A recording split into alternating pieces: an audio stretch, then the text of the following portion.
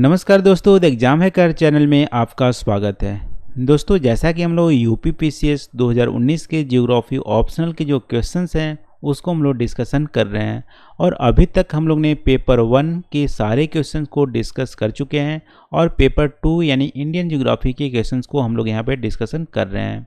तो आज के इस वीडियो में हम लोग देख लेते हैं इंडियन ज्योग्राफी से अगला प्रश्न कौन सा है।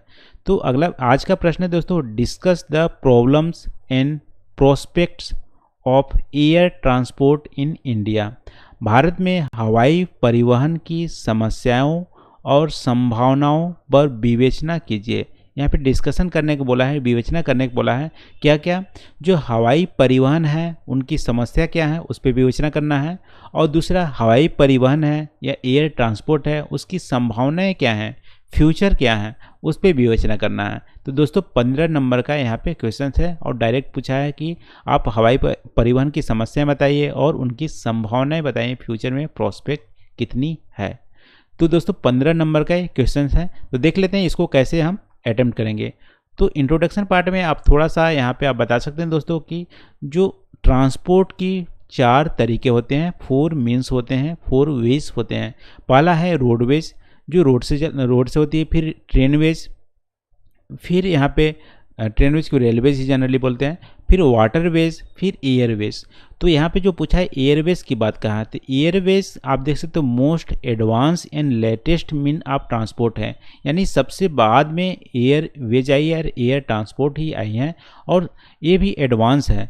इनकी कैरेक्टरिस्टिक आप बताना चाहेंगे तो कैरेक्टरिस्टिक क्या है कि ये सबसे मॉडर्न है और सबसे फास्टेस्ट है, यानी कि रोडवेज, रेलवेज और वाटरवेज इसकी कंपेयर बात करें तो एयरवेज सबसे फास्टेस्ट है और मॉडर्न टाइम्स की है ट्रांसपोर्ट।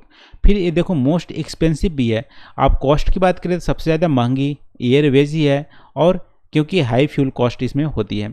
फिर देखो ये जनरली इसका ये यूज कहाँ किया जाता है, रिमोट एंड इनएक्सेसिबल एरिया में भी यूज़ किया जा सकता है, जहाँ पे फॉरेस्ट होती है, डिजर्ट होती है, माउंटेन्स होती है, जहाँ पे आप रोडवेज, रेलवेज, वाटरवेज नहीं रीच कर सकती है, उस एरिया को भी एयरवेज से या एयर ट्रांसपोर्ट से आप इसको वहाँ तक पहुँच सकते हैं। तो इसकी कैरेक्टरिस्टिक है, ये बहुत ज़्यादा इम्पोर्टेंट रोल अदा करती है। कब? जब इमरजेंसी होती है, जैसे वार, फ्लड के टाइम पे, क्योंकि फ्लड यानी वार के टाइम पे आप देखोगे तो जो रोडवेज होती है, वाटरवेज होती है, ट्रेनवेज होती है, सब चोक हो जाती है या सब तबाह हो जाता है, जैसे फ्लड आ गया या अर्थक्वेक आ गया। तो उस इमरजेंसी टाइम पे क्या होती है, एयर जो ट्रांसपोर्ट होती है बहुत ही ज़्यादा यूजफुल होती है।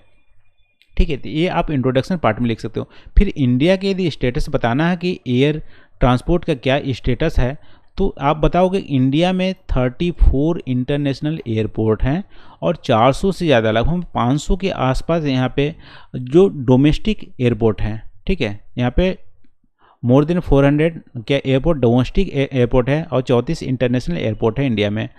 और इंडिया क्या जो 2017 से पहले 2 बॉडी थी जो एयर जो ट्रांसपोर्ट थी उसको यहाँ पे कंट्रोल करती थी, वो क्या है, एयर इंडिया इंटरनेशनल लिमिटेड ये ऑपरेट करती थी। इंटरनेशनल एयरलाइंस को ऑपरेट कौन करती थी, एयर इंडिया इंटरनेशनल लिमिटेड।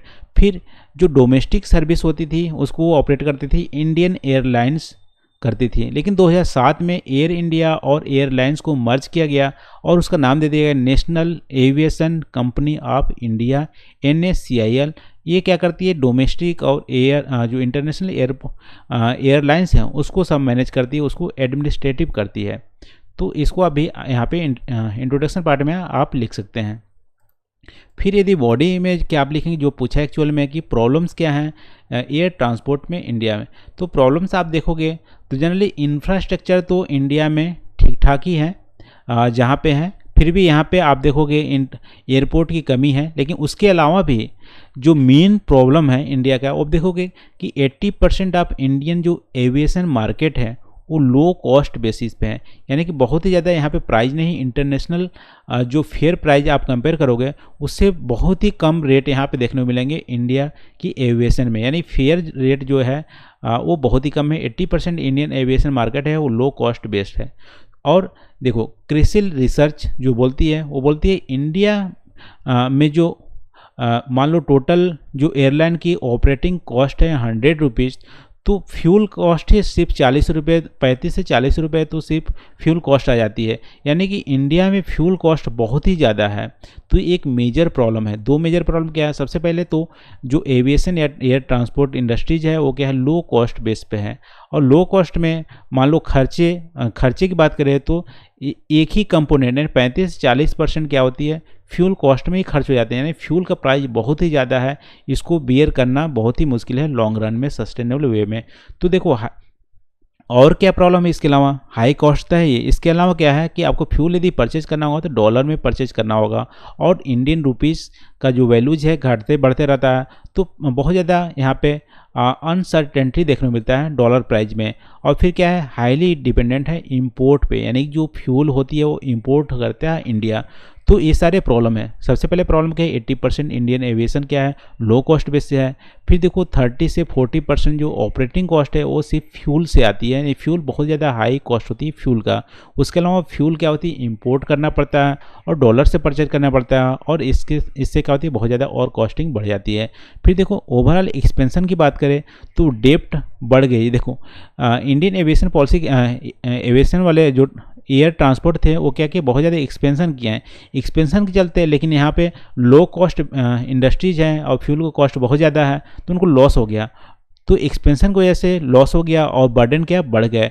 इसके चलते क्या जो डेप्ट थी बहुत ज़्यादा इंक्रीज हो गई, और ओवरऑल जो ऑपरेटिंग कॉस्ट थे वो भी बढ़ गए। अब देखो फ्यूल कॉस्ट तो वैसे भी हाई थे, ओवरऑल ऑपरेटिंग कॉस्ट भी बढ़ गए क्योंकि एक्सपेंशन किया एयर ट्रांसपोर्ट ने, और उसके चलते डेप्ट बढ़ गए, कर्ज बढ़ गया, फिर ओवरऑल ऑपरेटिंग कॉस्ट बढ़ गए। ऑपरेटिंग कॉस्ट बढ़ जाएंगे तो क्या होंगे, लॉसेस होंगे। तो एविएशन इंडस्ट्रीज हैं, बहुत सारे जो एविएशन इंडस्ट्री है वो क्या लॉसेस में चल रही है, और उनको फेयर भी कम रखना है, जो दाम है टिकट का वो भी कम रख रहे हैं। तो ये सारे मेजर प्रॉब्लम्स हैं एयर ट्रांसपोर्ट में इंडिया का।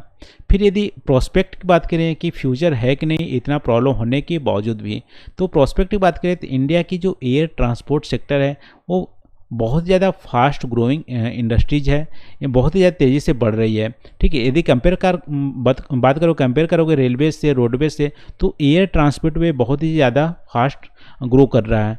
इसके लिए फेवरेबल क्लाइमेट है इंडिया के रिस्पॉन्सिबल।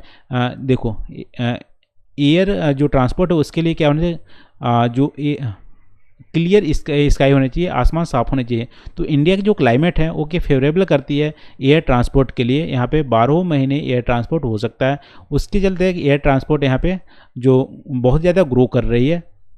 और एक यदि डेवलपिंग कंट्री की बात करें तो one of the most highest growing, आप देख सकते हो सबसे ज़्यादा जो इंक्रीजिंग रेट है एयर ट्रांसपोर्ट का डेवलपिंग कंट्री पर वो इंडिया में है। ठीक है, तो ये आप यहाँ पे प्रोस्पेक्ट में आप देख सकते हो। फिर इंडिया की गवर्नमेंट ने कुछ बहुत सारे स्टेप्स लिए हैं, जैसे रीजनल कनेक्टिविटी स्कीम लिया है, उड़े देश का आम नागरिक, उसके चलते भी यहाँ पे ग्रोथ बढ़ रही है। फिर देखो इंफ्रास्ट्रक्चर डेवलपमेंट के लिए पीपीपी मॉडल अपनाया गया है, जो छोटे एयरपोर्ट हैं उसको बड़े एयरपोर्ट से कनेक्ट किया जाएगा पीपीपी ट्रिपल पी मॉडल से। तो ये भी एक फेवरेबल यहाँ पे स्टेप लिए जा रहे हैं। फिर देखो मिडिल क्लास और रिचर क्लास इंडिया में बहुत ज़्यादा तेज़ी से बढ़ रहे हैं, और जब मिडिल क्लास और रिचर क्लास बढ़ेंगे तो वो प्रीफर करते हैं जनरली टाइम को बचाने के लिए। वो चाहेंगे कि कम समय में हम ज़्यादा दूरी ट्रेवल करें, या किसी को मान लो दिल्ली से मुंबई जाना है तो पैसे ज़्यादा दे सकता है टाइम को बचाने के लिए। ऐसे यहाँ पे प्रेफरेंस दिया जा रहा है इंडियन पब्लिक में। तो इसकी वजह से एयर ट्रांसपोर्ट को ज़्यादा प्रीफर किया जाता है एज कम्पेयर टू रेलवेज या रोडवेज। तो यहाँ पे फास्ट ग्रोइंग है और फ्यूचर अच्छा है एयर ट्रांसपोर्ट का, इसको आप बता सकते हैं, क्योंकि उड़ान स्कीम लाई है, ट्रिपल पी मॉडल से इंफ्रास्ट्रक्चर का डेवलपमेंट किया जा रहा है। इंडिया में मिडिल क्लास रिचर क्लास बढ़ रहे हैं, वो टाइम को ज़्यादा वैल्यू दे रहे हैं एज कम्पेयर टू मनी, उसके थ्रू यहाँ पे एयर ट्रांसपोर्ट बढ़ रही है। ठीक है, इसके अलावा आप यहाँ पे कुछ और पॉइंट को यदि आप ऐड करना चाहते हो तो प्लीज़ कमेंट करके आप ज़रूर बताना। यदि कोई पॉइंट यहाँ पे आपको हटाना भी हो, यदि आपको लगता हो कि यहाँ पे गलत मेंशन हो गया, उसको भी आप कमेंट करके आप ज़रूर बताना। तो आज के वीडियो में बस इतना ही दोस्तों। आई होप वीडियो अच्छा लगा होगा, लेकिन प्लीज़ कमेंट करके आप ज़रूर बताना वीडियो कैसा लगा। तो थैंक यू फॉर वॉचिंग, मिलते हैं अगले वीडियो में नए प्रश्न के साथ। Thank you.